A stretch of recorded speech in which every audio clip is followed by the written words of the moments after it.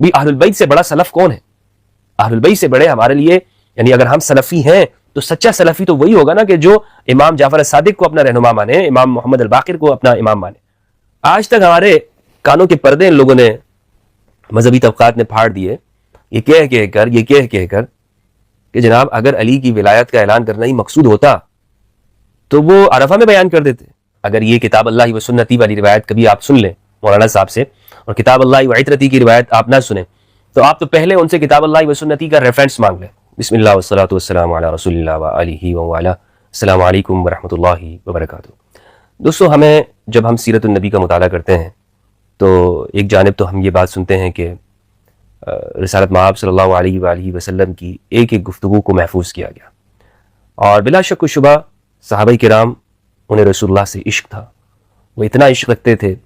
عبداللہ ابن عمر رضی اللہ عنہ کے بارے میں آتا ہے کہ آپ اس جگہ کا بھی خیال کرتے تھے کہ آپ سفر میں اگر جاتے اور آپ کو یاد ہوتا کہ یہاں پر رسول اللہ صلی اللہ علیہ وآلہ وسلم اپنی سواری سے اتر کر سے آپ بیٹھے ہیں اور اس میں آپ کو کوئی کام وہاں پر ہے، تو عبداللہ ابن عمر رسالت مآب کے وصال کے بعد اس یاد کو زندہ کرتے ہوئے اس سنت پر بھی عمل کرتے تھے، یعنی وہ اس کو سنت سمجھتے تھے، اور یعنی سنت یہی ہے کہ رسول کی یاد میں، رسول کے عشق میں، محبت میں آپ کے کردار کو یاد رکھا جائے، تو اس کو سنت کہا جاتا ہے، آپ کے طریقے کو۔ لیکن یہاں پر ہم بہت ساری چیزیں ایسی ہیں کہ جو سیرت کی کتابوں کو جب مطالعہ کریں تو رسالت مآب کی زندگی کے اندر بہت سارے جمعہ کے خطبات آئے، وہ ہمیں نظر نہیں آتے ہیں، اور جمعہ کے خطبات چلیں کوئی شخص یہ بات کہہ سکتا ہے کہ اس میں کچھ منقول ہوں گے، کچھ کلمات منقول ہوں گے، صحابہ نے اس طرح اس کو جمعہ کے عنوان سے منقول نہیں کیا ہوگا، نقل نہیں کیا ہوگا، لیکن جو ایک اہم ایونٹ ہے، خطبہ عرفہ ہے یا خطبہ غدیر ہے، یہ آپ دیکھیں کہ ہمارے ہاں صحابہ نے تو اس کو نقل کیا ہے، 210 صحابہ کرام تقریباً وہ اس کو نقل کرنے والے ہیں، لیکن مکمل طور پر ہمیں یہ پورا خطبہ، یہ اگر ہم اس کو تلاش کرنا چاہیں گے تو یہ ٹکڑوں ٹکڑوں کے اندر نظر آتا ہے۔ اس کی کیا وجہ ہوئی، کیوں ایسا ہوا کہ یہ خطبہ، اور پھر بعد کے زمانوں میں خاص طور پر ہمارے ہاں آج تو ایسا ہی ہوا ہے، عرب میں بھی ہے اور یہاں برصغیر پاک و ہند میں، خطبہ عرفہ اور خطبہ غدیر کو چھپانے کی بھرپور کوشش کی گئی۔ کیوں، کیا وجہ تھی؟ اور ایک مرتبہ میں نے استاد عدنان ابراہیم سے یہ بات سنی کہ وہ یہ فرما رہے تھے کہ آپ اگر کسی سے پوچھیں گے کہ کتاب اللہ و سنتی کی روایت کا کیا درجہ ہے، تو وہ شیخ صاحب، وہ مولوی صاحب آپ کو فوراً کہے گا کہ متواتر ہے۔ روایت کیا ہے؟ متواتر ہے، حالانکہ یہ روایت نہ بخاری میں، مسلم، ترمذی، ابن ماجہ، نسائی، ابو داؤد، مسند احمد، مسند ابن ابی شیبہ، اس میں کہیں پہ موجود نہیں ہے، یعنی یہ ہماری جو صحاح ستہ ہے اس میں نہیں ہے، مصنفات میں نہیں ہے، مسندات میں نہیں ہے کہ میں تم میں دو گراں قدر چیزیں چھوڑ کے جا رہا ہوں، ایک اللہ کی کتاب اور دوسری میری سنت، جب تک تم ان دونوں کو مضبوطی سے تھام کے رکھو گے کبھی گمراہ نہیں ہوگے، کبھی گمراہ نہیں ہوگے۔ یہ کتاب اللہ و سنتی والی روایت علماء اور مشائخ اس کو بہت زیادہ بیان کرتے ہیں، اور آج بھی ہمارے ہاں جمعہ کی خطبات کے اندر اس کو پڑھا جاتا ہے، کتاب اللہ و سنتی، کتاب اللہ و سنتی۔ اور یہ صرف پاکستان کی میں بات نہیں کر رہا ہوں، پوری دنیا کے اندر ہمارے سنت اسی طرح اس کو پڑھتے ہیں، اور گویا کہ یہ متواتر ہو، حالانکہ یہ صرف موطا امام مالک میں بھی ہے، موطا امام مالک میں ہے، اور وہ بھی بلغنی کہہ کر امام مالک رحمہ اللہ نے اس کو نقل کیا ہے، اور ابن عبد البر نے جامع بیان العلم و فضلہ کے اندر اس کو نقل کیا ہے، اور مستدرک الحاکم کے اندر ہے۔ لیکن یہ تین کتابیں ہیں اور یہ کوئی سیاہ ستہ نہیں ہے، لیکن اس میں آپ دیکھیں کہ سند بھی کمزور ہے، موطا میں تو اس کی بالکل سند مذکور نہیں ہے، اور جہاں پہ سند ہے تو وہاں پر علماء نے اس کی سند میں گفتگو کی ہے، حتیٰ کہ سلفی علماء نے بھی اس کی سند میں گفتگو کی ہے۔ پھر کیا وجہ ہے کہ اس حدیث کو یا اس روایت کو جو کہ ضعیف ہے بڑھ چڑھ کر پیش کیا جاتا ہے، گویا کہ یہ اللہ کی جانب سے متواتر ہو یا ایسی ہو کہ گویا کہ آیت ہو، جس طرح ہم اس کے اوپر عمل کرتے ہیں بات چیت میں، خطبات میں۔ اور دوسری جانب جو حدیث ثقلین ہے یا خطبہ غدیر ہے، خطبہ عرفہ ہے، ہمیشہ ہر زمانے میں ہماری جانب سے یہ کوشش رہی کہ اس کو چھپا کے رکھو، اس کو آپ بیان نہیں کرنا۔ جمعہ کی خطبات تو دور کی بات ہے، عید میں بھی ہم عرفہ میں اس کو بیان نہیں کرتے۔ اللہ اکبر۔ حالانکہ میں نے آپ کو بتایا کہ صحابہ کرام تو رسول اللہ کی سنتوں کا بڑا خیال رکھتے تھے، آپ کی یادوں کا بڑا خیال رکھتے تھے، اور آپ نے امت تک پہنچائی، سب صحابہ کرام نے اس کو بیان کیا، اس کو تسلیم کرنے میں کوئی کسی کو عار نہیں ہونا چاہیے، یہ صحابہ کرام نے اس کو نقل کیا ہے، امت کو امانت پہنچائی ہے۔ لیکن پھر آگے ہم نے کیا کیا، ہم نے کیوں اس کو بھلا دیا ہے اور اس کے اوپر ہم گفتگو نہیں کرتے ہیں، اور اس پر ہم اس کو ایک جگہ پر بیان نہیں کرتے۔ تو آج میری کوشش یہ رہی کہ میں اہل سنت کی صحیح کتابوں سے مختصر طور پر اس کو یکجا کر کے آپ کے سامنے بیان کروں کہ یہ خطبہ غدیر جو ہے، جب اس کو بیان ہم کرتے ہیں تو ایسا تاثر ملتا ہے کہ گویا کہ یہ شیعہ کی حدیث ہے. یعنی کچھ لوگ یہ کہتے ہیں کہ یہ تو شیعہ کی روایت ہے، اس کا اہل سنت سے کوئی تعلق نہیں ہے. اور دوسری بات یہ کہ یہ اتنا اہم واقعہ ہے کہ یہ خطبہ غدیر صرف غدیر خم میں آ کر بیان نہیں ہو رہا، بلکہ رسول اللہ صلی اللہ علیہ وآلہ وسلم اس کے لیے جب آپ حج کے لیے روانہ ہو رہے ہیں تو آپ جحفہ کے مقام پر جہاں پہ احرام باندھتے ہیں وہاں پر آپ نے خطاب کیا، آپ نے خطبہ دیا، اور اس خطبے کے اندر رسالت مآب صلی اللہ علیہ وآلہ وسلم نے امام علی کی ولایت کا اعلان کیا، من کنت مولا فہذا علی مولا. پھر عرفہ کے اس خطبے کے اندر کہ جسے حج کا خطبہ کہا جاتا ہے، اس میں آپ نے کتاب اللہ و عترتی کی روایت کو آپ نے بیان کی. حدیث ثقلین سنن ترمذی میں موجود ہے 3786، اور غدیر خم والی جو روایت ہے وہ صحیح مسلم کے اندر 6225 6225 صحیح مسلم کے اندر منقول ہے. صحیح مسلم میں زید بن ارقم رضی اللہ عنہ نے نقل کیا ہے غدیر خم والی روایت کو، اور سنن ترمذی میں جابر بن عبداللہ رضی اللہ عنہ انصاری صحابی ہیں، انہوں نے حدیث ثقلین کو نقل کیا ہے. اور جابر بن عبداللہ جس حدیث کو نقل کر رہے ہیں وہ خطبہ عرفہ ہے.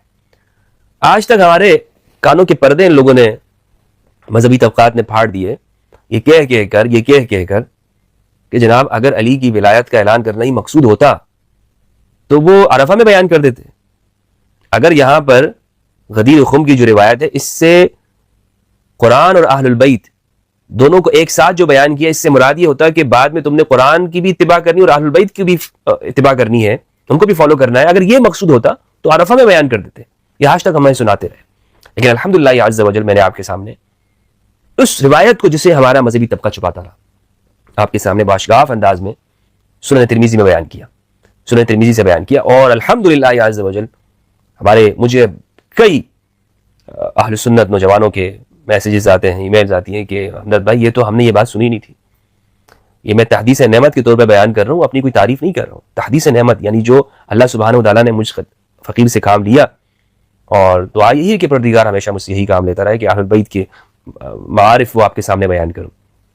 تو عرفہ میں خطبہ دیا ہے رسول اللہ صلی اللہ علیہ وآلہ وسلم نے، صحیح بخاری کے اندر موجود ہے. حدیث کا نمبر ہے 67 اور 105 67 اور 105. ابن سیرین نے نقل کیا، انہوں نے عبد الرحمن ابن ابی بکرہ سے، وہ اپنے والد سے، کہ نبی صلی اللہ علیہ وآلہ وسلم اپنے اونٹ پر بیٹھے ہوئے تھے. وَأَمْسَكَ إِنسَانٌ بِخِطَامِهِ أَوْ بِزِمَامِهِ، اور ایک انسان نے اونٹ کا جو لگام تھا اس کو پکڑا ہوا تھا. قال أَيُّ يَوْمٍ هَذَا، تو سرکار نے فرمایا أَيُّ يَوْمٍ هَذَا، یہ کون سا دن ہے؟ فَسَكَتْنَا حَتَّى ظَنَنَّا أَنَّهُ سَيُسَمِّيهِ بِسِوَاءِ اسْمِهِ، ہم سب خاموش ہو گئے کیونکہ ہم نے یہ سمجھا کہ کہیں ایسا نہ ہو کہ رسالت مآب صلی اللہ علیہ وآلہ وسلم کوئی اور نام اس دن کو دے دے. یعنی صحابہ کے اس عمل سے یہ بات معلوم ہوتی ہے کہ صحابہ رسول اللہ صلی اللہ علیہ وآلہ وسلم کے سامنے وہ لب کشائی جو نہیں کر رہے ہیں تو اس بات کو جانتے ہیں کہ اگر رسول اللہ اس دن کو کوئی اور دن قرار دے دیں تو یہ رسول اللہ کے اختیار میں ہے. اللہ اکبر. یعنی رسول اللہ بے اختیار نہیں ہے.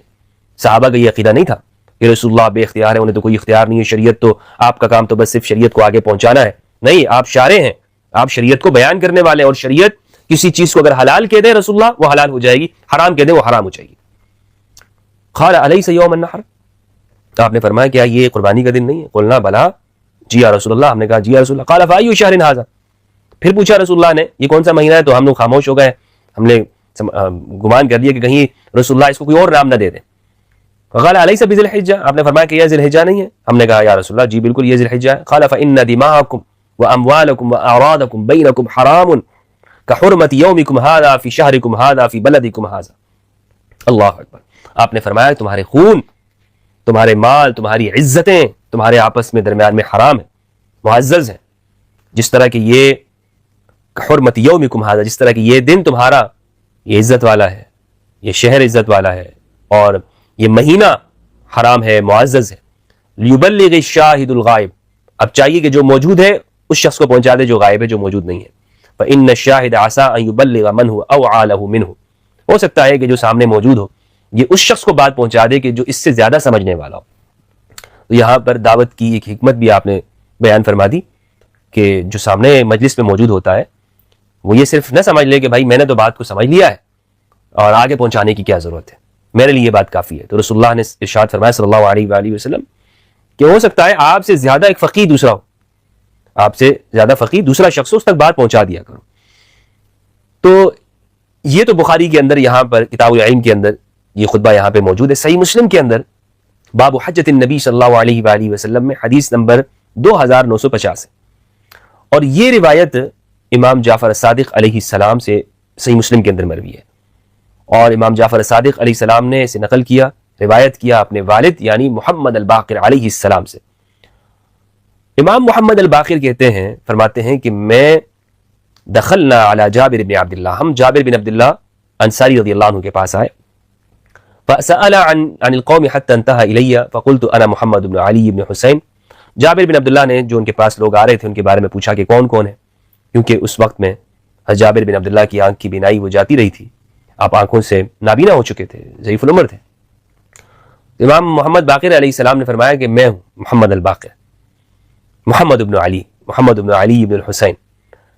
بہت پیارا واقعہ ہے اور اس کو سنیے گا، یہ صحیح مسلم کے اندر ہے۔ تو امام باقر نے کہا کہ میں ہوں حاضرین میں محمد بن علی علیہ السلام، فأهوى بيده الى رأسی، اللہ اکبر، حضرت جابر نے ہاتھ بڑھا کر میرے سر پہ رکھا اور میرا اوپر اور پھر نیچے کا یہ جو بٹن ہوتا ہے قمیض میں اس کو کھولا اور انتہائی شفقت اور محبت سے اپنی ہتھیلی میرے سینے کے درمیان رکھتی، ایسے رکھتی سینے کے درمیان یہاں پہ، اور ان دنوں میں بالکل نوجوان تھا۔ آپ نے فرمایا میرے بھتیجے تمہیں خوش آمدید، تم جو چاہو پوچھ سکتے ہو، تم جو چاہو پوچھ سکتے ہو۔ میں نے ان سے سوال کیا، وہ ان دنوں نابینا ہو چکے تھے، نماز کا وقت ہو گیا تھا اور موٹی بنائی کا ایک کپڑا اوڑھنے والا لپیٹ کر نماز کے لیے کھڑے ہو گئے۔ وہ جب بھی اس کے ایک حصے کو دوسری جانب کندھے پر ڈالتے تو چھوٹا ہونے کی بنا پر اس کے دونوں جو سائڈ تھے وہ واپس آ جاتے، جبکہ ان کی جو چادر ان کے پہلو میں ایک کھونٹی پر لٹکی ہوئی تھی، انہوں نے ہمیں نماز پڑھائی۔ اچھا، نماز سے فارغ ہو کر میں نے عرض کی مجھے رسول اللہ صلی اللہ علیہ وآلہ وسلم کے حج کے بارے میں بتائیے۔ انہوں نے اپنے ہاتھ سے اشارہ کیا اور 9 گرہ بنائی اور کہنے لگے بلا شبہ 9 سال رسول اللہ صلی اللہ علیہ وآلہ وسلم نے توقف فرمایا، حج نہیں کیا۔ اس کے بعد 10ویں سال آپ صلی اللہ علیہ وآلہ وسلم نے لوگوں میں اعلان کروایا کہ اللہ کے رسول صلی اللہ علیہ وآلہ وسلم حج کو جا رہے ہیں۔ یہ اعلان سنتے ہی بہت زیادہ لوگ مدینہ میں آ گئے، وہ سب اس بات کے خواہش مند تھے کہ رسول اللہ صلی اللہ علیہ وآلہ وسلم کی اقتداء کریں، آپ کے پیچھے نماز پڑھیں اور جو کچھ رسول اللہ صلی اللہ علیہ وآلہ وسلم کریں اس پر عمل کریں۔ بس ہم سب آپ صلی اللہ علیہ وآلہ وسلم کے ساتھ نکلے، یہاں تک کہ ذوالحلیفہ پہنچ گئے۔ وہاں حضرت اسماء بنت عمیس رضی اللہ عنہا نے محمد بن ابی بکر کو جنم دیا۔ محمد بن ابی بکر یہ حضرت ابو بکر رضی اللہ عنہ کے بیٹے ہیں۔ رسول اللہ صلی اللہ علیہ وآلہ وسلم کی طرف پیغام بھیجا، آپ صلی اللہ علیہ وآلہ وسلم نے فرمایا غسل کرو، کپڑے کا لنگوٹ کسو اور حج کا احرام باندھ لو۔ پھر آپ صلی اللہ علیہ وآلہ وسلم نے ذوالحلیفہ کی مسجد میں نماز ادا کی اور اپنی اونٹنی پر سوار ہو گئے۔ یہ قصبہ اونٹنی تھی۔ جب آپ صلی اللہ علیہ وآلہ وسلم کی اونٹنی آپ کو لے کر بیدا کے مقام پر سیدھی کھڑی ہوئی، میں نے آپ صلی اللہ علیہ وآلہ وسلم کے سامنے تحد نگاہ پیادے اور سواری دیکھے۔ آپ کے دائیں بائیں اور آپ کے پیچھے بھی یہی حال تھا، ہر طرف سواری سوار تھے۔ رسول اللہ صلی اللہ علیہ وآلہ وسلم ہمارے درمیان موجود تھے، آپ پر قرآن نازل ہوتا تھا اور آپ ہی اس کی حقیقی تفسیر جانتے تھے۔ جو آپ صلی اللہ علیہ وآلہ وسلم بیان کرتے تھے، جو کرتے تھے، ہم بھی اس پر عمل کرتے تھے۔ پھر آپ نے اللہ کی توحید کا تلبیہ پکارا، لبیک اللہم لبیک، لبیک لا شریک لک لبیک، ان الحمد والنعمت لک والملک لا شریک لک۔ لوگوں نے بھی وہی تلبیہ پکارا اور جو آج پکارتے ہیں۔ آپ نے ان کے تلبیہ میں کسی بات کو مسترد نہیں کیا اور اپنا وہی تلبیہ جو پکار رہے تھے پکارتے رہے۔ جابر بن عبداللہ رضی اللہ عنہما کہتے ہیں ہماری نیت حج کے علاوہ کوئی اور نہ تھی۔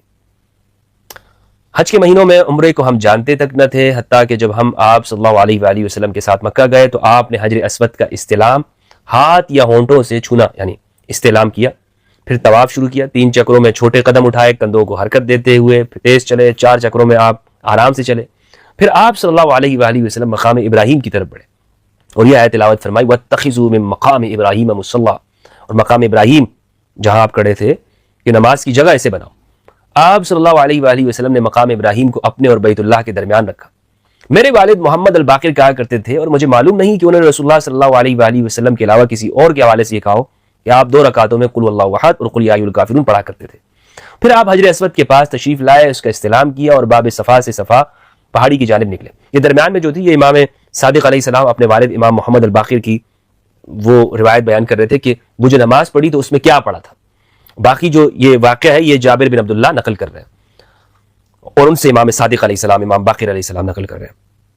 اچھا, کہتے ہیں جب آپ کوہ صفا کے قریب پہنچے تو یہ آیت تلاوت فرمائی, ان الصفا والمروہ من شعائر اللہ, صفا اور مروہ دونوں اللہ کے شعائر میں سے ہیں.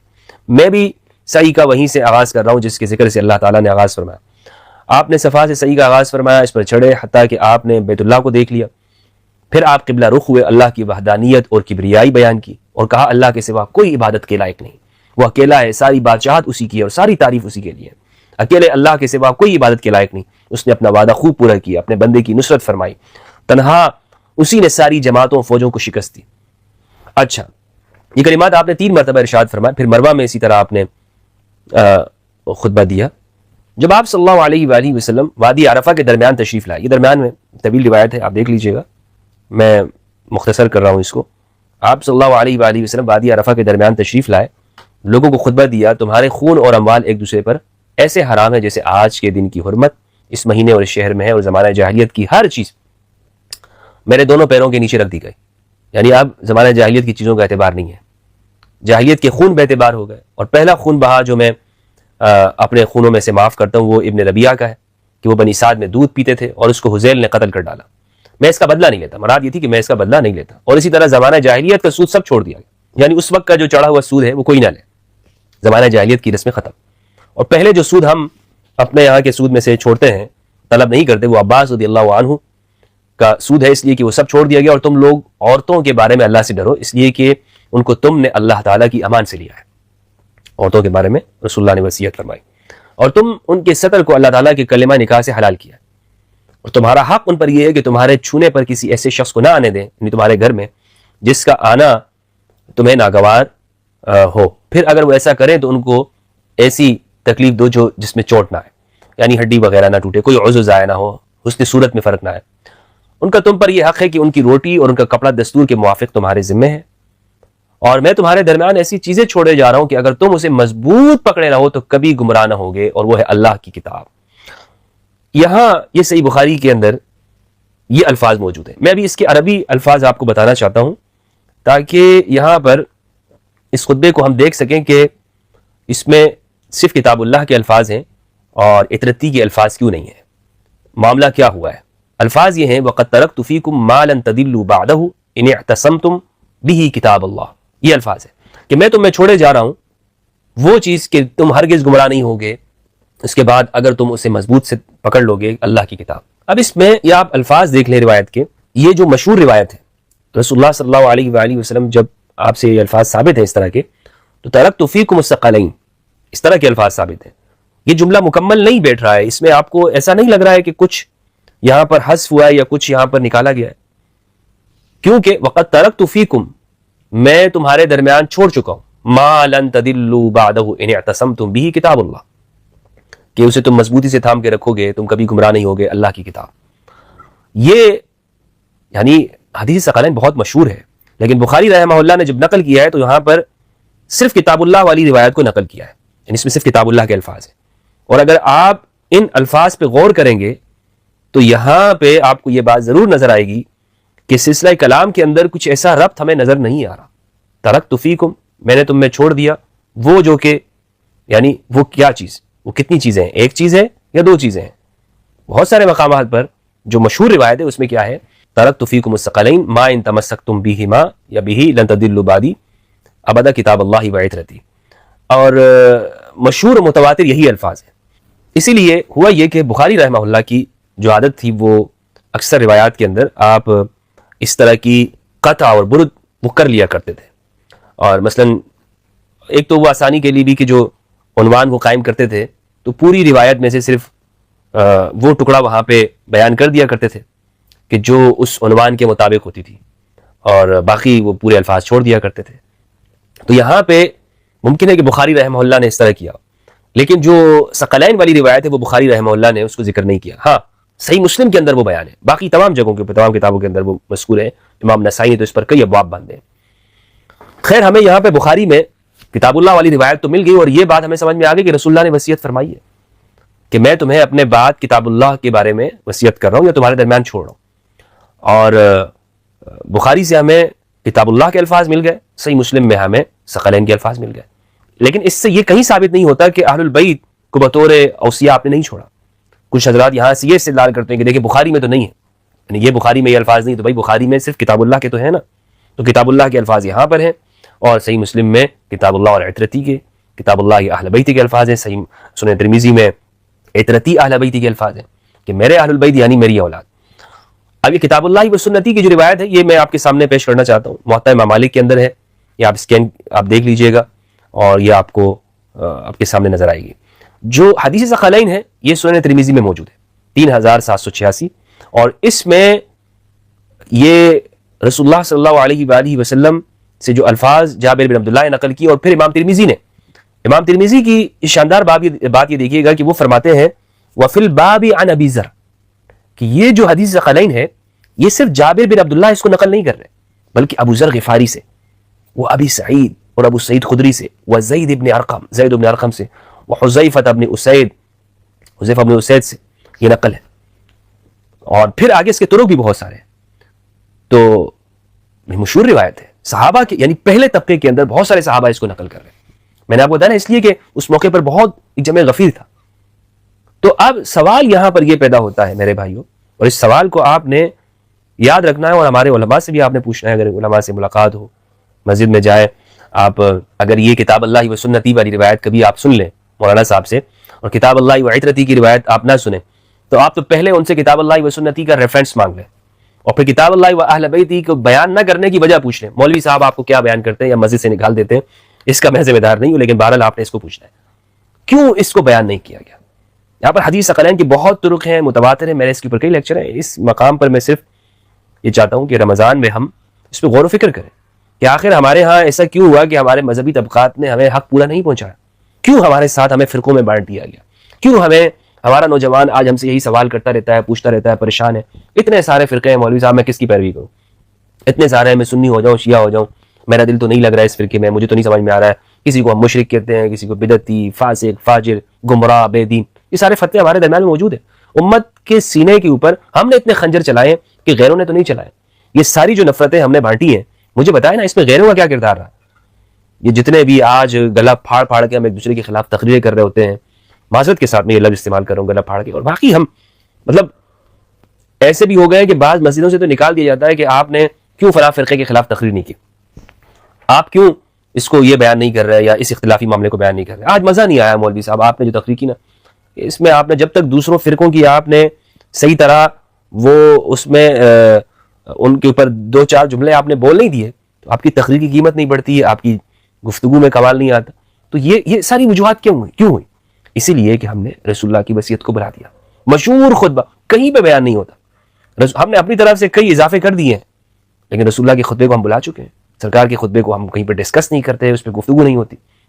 یہ صرف میں واعظانہ بات نہیں کر رہا ہوں، بلکہ میں کئی جگہ پر الحمدللہ اس پہ علمی لیکچر ریکارڈ کر چکا ہوں، گفتگو ہوئی ہے، اور دلائل کے ساتھ میں نے اس حدیث کو بیان کیا ہے، اور صرف اس لیے کہ اللہ سبحانہ و تعالیٰ کے لیے ہماری گواہی ہو، یعنی اور کوئی مقصد نہیں رہا. مقصد یہی رہا ہے کونوا قوامین بالقسط شہداء للہ، اللہ کے لیے کھڑے ہو جاؤ انصاف کی گواہی دیتے ہوئے. کونوا قوامین بالقسط، انصاف کے ساتھ کھڑے ہو جاؤ اللہ کے لیے گواہی دیتے ہوئے. آج میری آپ کی گواہی کیا وہ اللہ کے لیے ہے یا اپنے فرقوں کے لیے ہے؟ پوچھیں نا مولانا صاحبان سے، پوچھیں ان سے کہ یہ آپ اللہ کے لیے گواہی کیوں نہیں دے رہے ہوتے؟ آپ یہ کیوں ہر بات میں کہتے ہیں کہ جناب ہاں ٹھیک ہے فضائل علی کے اندر تو یہ بات ثابت ہے، یہ حدیث تو ہے، لیکن اس سے شیعہ کا موقف ثابت نہیں ہوتا. ہاں یہ روایت تو ہے حضرت فاطمہ رضی اللہ عنہا علیہ السلام کے بارے میں، لیکن اس سے شیعہ کا موقف ثابت نہیں ہوتا. بھائی میں نے آپ سے شیعہ کا موقف نہیں پوچھا. ہم نے کب آپ سے پوچھا ہے کہ آپ ہمیں شیعہ کا موقف بتائیں، آپ ہمیں ضرور یہ بتائیں کہ ہاں شیعہ کا موقف یہ ہے، نہیں شیعہ اس بارے میں کیا کہتے ہیں؟ نہیں خدا کے بندے، ہم تو آپ سے یہ بات ہی نہیں کر رہے. کبھی بھی آپ یہ حدیث ثقلین کی اسی روایت کے جو 3786 ہے سنن ترمذی کی، اس میں آپ تشریح دیکھ لیں سلفی علماء کی، سر پکڑ کے بیٹھ جائیں گے، واللہ آپ حیران ہو جائیں گے کہ آخر ہمارے سلفی علماء ماشاءاللہ سلف کی بات کرنے والے، سلف کی بھی. اہل البیت سے بڑا سلف کون ہے؟ اہل البیت سے بڑے ہمارے لیے، یعنی اگر ہم سلفی ہیں تو سچا سلفی تو وہی ہوگا نا کہ جو امام جعفر صادق کو اپنا رہنما مانے، امام محمد الباقر کو اپنا امام مانے. سچا سلفی وہ نہیں ہے کہ جو ابن تیمیہ کی تشریحات کو لے کر بیٹھ جاتا ہے اور صرف سلفیت کی دعویٰ کرتا ہے کہ جناب میں سلفی ہوں ماشاءاللہ، اور بس ابن تیمیہ یا محمد بن الوہاب نجدی کے افکار، ان کی روایات، ان کی گفتگو کو، ان کے عقائد کو ہم مضبوطی کے ساتھ لے کے بیٹھ جائیں گے۔ میرے سلفی بھائیوں، کسی سے نفرت کرنا صرف اس بنیاد کے اوپر چونکہ یہ ابن تیمیہ کے افکار پر نہیں ہے یا محمد بن الوہاب نجدی کے افکار پر نہیں، یہ کہاں کا معیار ہے؟ یہ کہاں کا معیار درست ہو سکتا ہے؟ ہم خود اپنے آپ کو سلفی نہیں کہتے، تو سلفیت کا معنی کیا ہے؟ سلفیت کیا ابن تیمیہ کے اوپر ختم ہو جاتی ہے؟ سلفیت کیا محمد بن الوہاب کے اوپر ختم ہو گئی؟ سلفیت کیا ابن عثیمین کے اوپر یا ناصر الدین البانی یا ابن جبرین ان کے اوپر ختم ہو گئی یہ سلفیت؟ یا عثمان الخمیس صاحب، یہ سلفیوں کے علماء ہیں نا، چوٹی کے علماء ہیں آپ کے۔ تو میرے بھائی بات ساری یہ ہے کہ ہم ہمیشہ جب بھی اہل البیت کے حوالے سے گفتگو ہوتی ہے تو ہمارا پورا زور اسی پر ہوتا ہے کہ ہم پہلے لوگوں کے عقائد محفوظ کر لیں۔ بھائی ایمان سے جا رہے ہیں لوگ، یقین کریں ہم عقائد کے پیچھے پڑے ہوئے ہیں۔ یعنی کس لیے؟ اگر حدیث ثقلین بیان ہوئی تو ان کے تو عقیدے خراب ہو جائیں گے۔ یعنی عقیدہ کیا ہے؟ فرقوں سے نکل جائیں گے نا، فرقوں سے نکل جائیں گے، اور یہ تو ہمارے نہیں رہیں گے۔ تو اللہ کے بندے، اگر آپ حدیث ثقلین بیان نہیں کریں گے تو آپ ان کو صحیح دین پر کیسے قائم رکھ سکیں گے؟ اور صحیح دین کیا ہے؟ کتاب اللہ اور اہل البیت کا۔ تو وجہ کیا بنی؟ وجہ صرف اور صرف یہی کہ ہم نے اپنے اوپر ان کو جو جن سلف کی ہم بات کرتے ہیں یا جن سلف کے لیے ہم مرنے کاٹنے کے لیے تیار ہوتے ہیں، ان سلف کی تو ہم روایات کو نہیں مان رہے۔ اور ان سے بڑا سلف کون ہے؟ یعنی ابن تیمیہ سے آگے جا کر جو بڑے سلفی ہیں وہ تو صحابہ ہیں نا، سلفی نہیں سوری، وہ سلف جو ہیں، جو بڑے سلف ہیں وہ تو صحابہ کرام ہیں۔ یعنی جابر بن عبداللہ ہے، ابو ذر ہے، ابو سعید خدری ہیں، عبداللہ بن مسعود ہیں، امام علی کے جانثار عمار یاسر ہیں، مقداد ہیں۔ یہ ہمارے لیے سلف کیوں نہیں ہے؟ اور پھر یعنی سلفی بعض حضرات، مجھے ان پر حیرت اس لیے ہوتی ہے کہ یہ دعویٰ سلفیت کرتے ہوئے یزید کے ساتھ جا کے کھڑے ہو جاتے ہیں۔ استغفر اللہ العظیم، یزید کو اپنا بڑا اور امیر مان لیتے، لیکن امام حسین علیہ السلام کی جب بات آتی ہے تو ان کے لیے علیاذ باللہ خطرناک قسم کے عقائد انہوں نے رکھ لیے ہیں۔ روایت میں یہ آتا ہے، اور امام حسین علیہ السلام نے تو یزید حکمران تھا، اور امام حسین علیہ السلام بعض نے تو کتابیں لکھی ہیں امام حسین علیہ السلام کے خلاف، آپ کے قیام کے خلاف۔ کیا وجہ ہوئی؟ وجہ یہ ہوئی کہ ہم نے صرف ناموں کے لیے، قرآن کہتا ہے کہ وَلَا تُزَكُّوا أَنفُسَكُمْ، اپنی پاکیہ مت بیان کیا کرو، اپنے منہ سے اپنی شیخیاں بیان کرتے ہو کہ میں تو بڑا یہ ہوں، میں سلفی ہوں، میں صحابہ کا نام لینے والا ہوں۔ نہیں، بلکہ عمل تو دکھاؤ اپنا۔ کیا تمہارا عمل واقعی ان سلف کا ہے، ان کے پیچھے چل رہے ہو، یا تم اپنے تعصبات کے پیچھے چل رہے ہو؟ غور کریں اس کے اوپر۔ السلام علیکم ورحمۃ اللہ وبرکاتہ۔